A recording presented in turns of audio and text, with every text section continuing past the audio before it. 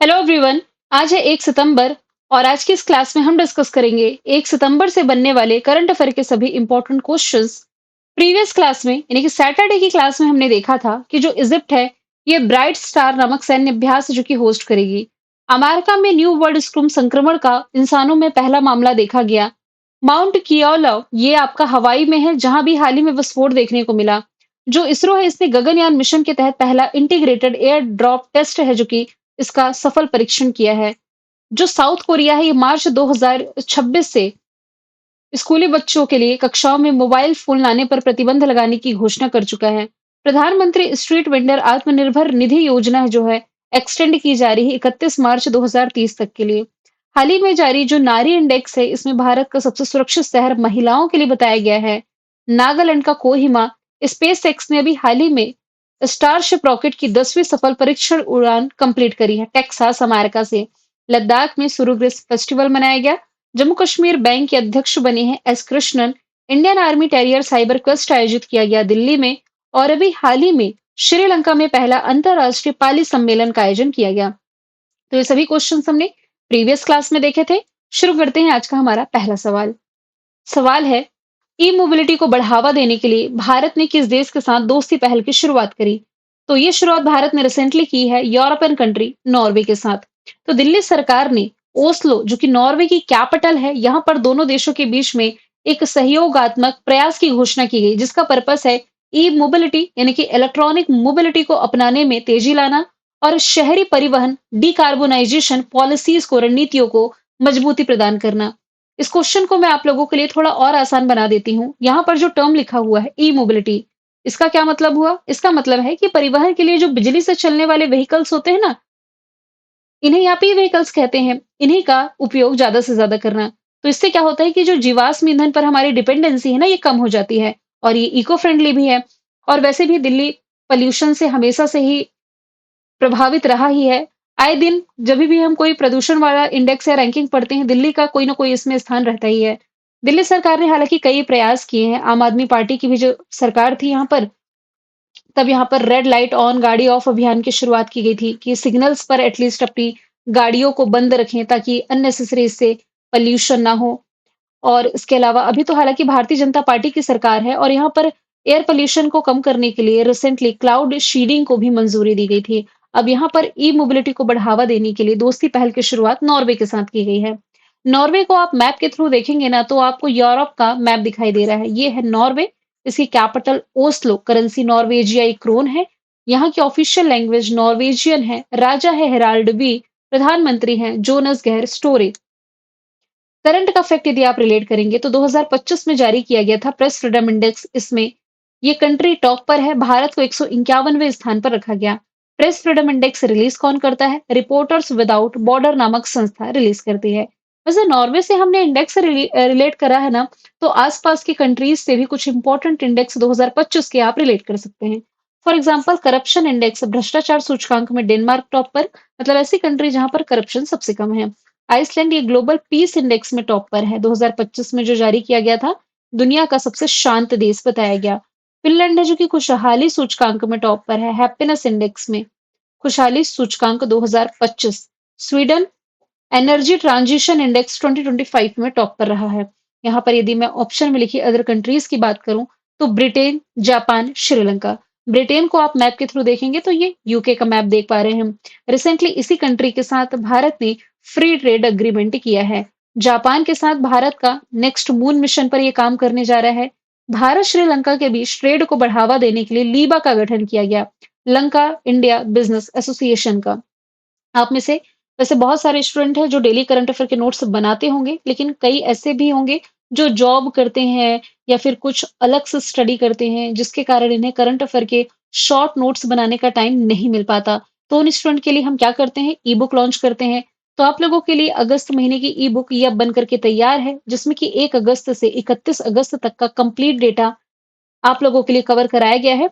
Daily current affair में जैसे मैं आपको एमसीक्यू में पढ़ाती हूँ ना, with details with extra fact, ये आपको मिलेगा इस ई बुक में। खास बात यह है कि बाइलिंगुअल है, हिंदी इंग्लिश दोनों भाषाओं में अवेलेबल है। आपके सभी आगामी एग्जाम के लिए इंपॉर्टेंट ये ई बुक है। साथ में हर महीने में आप लोगों को एक ई बुक फ्री में देती हूँ। इस फ्री ई बुक में आप लोगों को 250 प्लस इंपॉर्टेंट वन लाइनर के क्वेश्चंस मिल जाते हैं और ये एमसीक्यू वाली ई बुक से कंप्लीट अलग होती है। तो एक के साथ एक ई बुक हर महीने आपको फ्री में दी जाती है आपके रिवीजन के लिए। ये ई बुक वैसे अब कंप्लीट है, लॉन्च कर दी गई है। मॉर्निंग में ये अपडेट कर दी जाएगी एप्लीकेशन पर। तो आप एप्लीकेशन में Kalyani ma'am official app download कर लीजिए, वहां से डायरेक्ट इस ई बुक को डाउनलोड कर सकते हैं। चलते हैं अगले सवाल की तरफ। सुप्रीम कोर्ट के निर्देश के बाद आवारा कुत्तों के मैनेजमेंट के लिए, इनके प्रबंधन के लिए दिशा निर्देश जारी करने वाला जो पहला भारतीय राज्य बना है, कौन बना है? तो ये रिसेंटली बन गया है राजस्थान। ऑप्शन नंबर 20 का राइट आंसर हो जाएगा। अभी आप लोगों ने दिल्ली वाला मैटर देखा भी होगा, जो कुत्तों के लिए सुप्रीम कोर्ट ने डिसीजंस लिए थे। तो इसके लिए ना अब आप कह सकते हैं जो आवारा कुत्ते हैं, मतलब जिस पर किसी का मालिकाना हक नहीं है, जो सड़कों पर आवारा घूमते हैं, तो इनके मैनेजमेंट के लिए दिशा निर्देश जारी करने वाला पहला भारतीय राज्य राजस्थान है। राजस्थान की राजधानी जयपुर, मुख्यमंत्री भजनलाल शर्मा, राज्यपाल हरिभाऊ बागड़े, नेशनल पार्क में मुकुंदरा, मरुस्थल, केवलादेव, रणथंभौर और सारिस्का है। करंट से रिलेट करेंगे तो खैरथल तिजारा जिले का नाम बदल करके भृतहरि करने की घोषणा की गई। राजस्थान की मनिका विश्वकर्मा ये मिस इंडिया यूनिवर्स 2025 चुनी गई। पंडित दीनदयाल उपाध्याय गरीबी मुक्त गांव योजना की शुरुआत इसने करी। एक दुर्लभ अल्बिनो सूरजमुखी गिलहरी को यहाँ पहली बार देखा गया। प्लास्टिक कचरे से निपटने के लिए 1000 पंचायतों में इसने बर्तन बैंक की शुरुआत करी।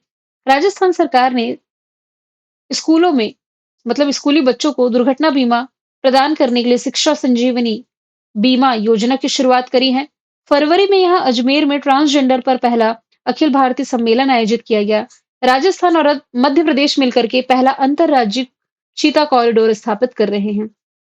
अब यहां से देखिए क्वेश्चन क्या है, पहले भारतीय राज्य का। काफी दिनों से हमने रिवीजन नहीं किया, तो एक स्लाइड के थ्रू पहले भारतीय राज्य इसका डिस्कशन कर लेते हैं। फॉर एग्जाम्पल, सरकारी कर्मचारियों के लिए सबैटिकल लीव योजना शुरू करने वाला पहला राज्य सिक्किम है और सिक्किम जैविक खेती लागू करने वाला भी पहला राज्य है। पहला माइनिंग परियोजना की शुरुआत, माइनिंग टूरिज्म प्रोजेक्ट की शुरुआत झारखंड में की गई। पहला हॉर्नबिल संरक्षण केंद्र तमिलनाडु में बनेगा। क्रूज भारत मिशन में शामिल पहला भारतीय राज्य गुजरात है। जहाजों के लिए समर्पित नीति पेश करने वाला, गाय को राजमाता की उपाधि देने वाला पहली एआई यूनिवर्सिटी और पहली एआई पावर्ड आंगनबाड़ी, इन सभी का आंसर महाराष्ट्र है। पहला लकड़ी का गुरुद्वारा, विधानसभा में सांकेतिक भाषा लागू करने वाला और अंतरराष्ट्रीय सीमा पर ड्रोन रोधी प्रणाली तैनात करने वाला राज्य, सभी का आंसर पंजाब है। भारत का पहला तितली अभयारण्य, खुद का ओटीटी प्लेटफॉर्म लॉन्च करने वाला पहला राज्य, वरिष्ठ नागरिक आयोग स्थापित करने वाला राज्य और भारत का पूर्ण डिजिटल साक्षर राज्य, सभी का आंसर केरला है। भारत का पहला एआई आधारित सड़क सुरक्षा पायलट प्रोजेक्ट, राज्य की विधानसभा में अनुवाद प्रणाली लागू करने वाला राज्य, आंसर उत्तर प्रदेश है। मृत्यु का अधिकार लागू करने वाला पहला राज्य कर्नाटका, गौ अभ्यारण्य स्थापित करने वाला पहला राज्य मध्य प्रदेश, ड्रोन पॉलिसी लागू करने वाला पहला राज्य हिमाचल है और राशन कार्ड में फेस आईडी का उपयोग करने वाला भी पहला राज्य हिमाचल है। यूसीसी लागू करने वाला पहला राज्य उत्तराखंड और अनुसूचित जाति के आरक्षण में वर्गीकरण लागू करने वाला भी पहला राज्य तेलंगाना। सवाल तीसरा है, आईएमएफ के कार्यकारी निदेशक के रूप में किसकी नियुक्ति की गई? तो आरबीआई के जो पूर्व गवर्नर रहे हैं उर्जित पटेल की नियुक्ति आईएमएफ के कार्यकारी निदेशक के रूप में कर दी गई। आईएमएफ यानी कि international monetary fund, formation year जुलाई 1944 है। एक्टिव है ये 1945 से, वॉशिंगटन में हेडक्वार्टर है। क्रिस्टीना जॉर्जिवा एमडी है। डिप्टी एमडी गीता गोपीनाथ थी, जिन्होंने अपने पद से इस्तीफा दिया। इंटरनेशनल अपॉइंटमेंट का यहां से हम रिवीजन कर लेते हैं। भारत में अमेरिकी राजदूत और दक्षिण मध्य एशिया के लिए विशेष दूत के रूप में सर्जियो गोर की नियुक्ति की गई। ब्रिटेन की पहली महिला खगोलशास्त्री मिशेल डोहर्टी बनी। इंटरनेशनल ओलंपिक कमेटी की पहली महिला अध्यक्ष है क्रिस्टी कॉन्वेंट्री। कॉमनवेल्थ की महासचिव सरली बोचवे। यूनाइटेड नेशन जनरल असेंबली की 80वें सत्र की अध्यक्ष है जर्मनी की एनालेना ब्यारबाक। ट्विटर की सीईओ लिंडा याकारिनो, डब्ल्यूएचओ के टेड्रोस अदानो, यूनिसेफ की कैथरीन रशेल, एफएटीएफ के एलिसा देंद्रा माद्रोजो, यूनाइटेड नेशंस के एंटोनियो गुटरस, आईसीसी के जय शाह, डब्ल्यूटीओ में भारत के स्थायी राजदूत सेंथिल पांडियन, बिम्स्टेक के अध्यक्ष बनने वाले पहले भारतीय इंद्रमणि पांडे, वर्ल्ड बैंक के अध्यक्ष अजय बंगा, आईएमएफ के एमडी क्रिस्टीना जॉर्जिवा।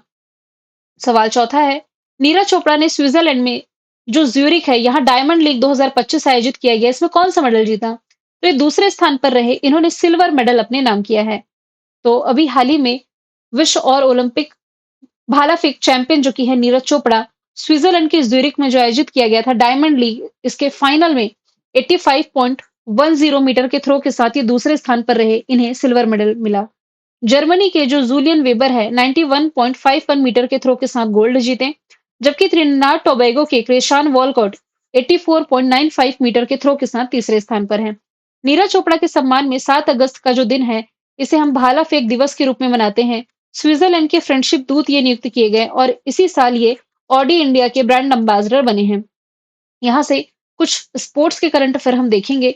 तो राष्ट्रमंडल भारोत्तोलन चैंपियनशिप मीराबाई चानू ने इसमें गोल्ड मेडल जीता है। एशियाई शूटिंग चैंपियनशिप जो कजाकिस्तान में आयोजित की गई थी, इसमें मनु भाकर ने ब्रॉन्ज मेडल जीता है 10 मीटर एयर पिस्टल प्रतियोगिता में। बिहार में आयोजित एशिया रग्बी अंडर 27 महिला चैंपियनशिप का खिताब चाइना ने जीता। साइपन इंटरनेशनल 2025 का खिताब तानिया हेमंत ने।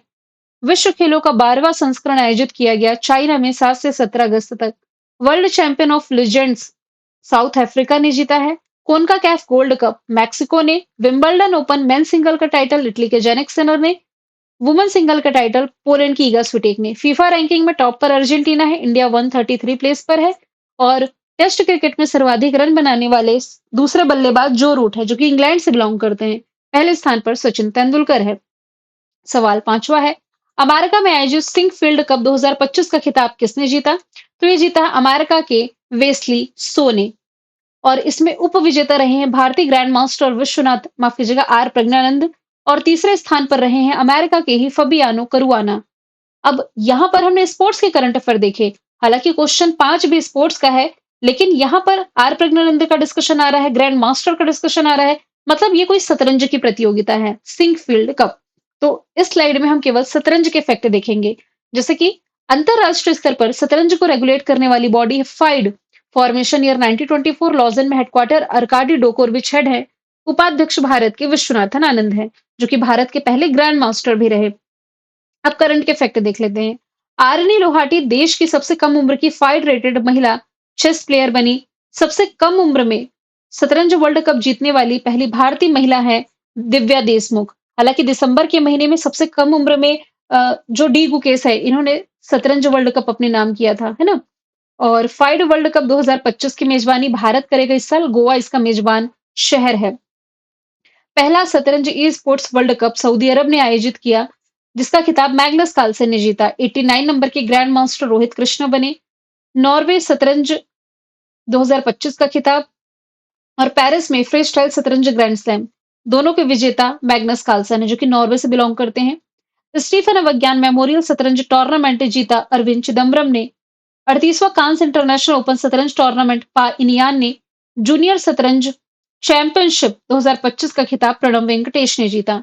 सवाल छठवा है, हाल ही में किस देश के क्यूशु द्वीप पर माउंट सिनमोए ज्वालामुखी का विस्फोट हुआ? तो ये आप रिलेट करेंगे जापान से। ऑप्शन नंबर 20 का राइट आंसर है।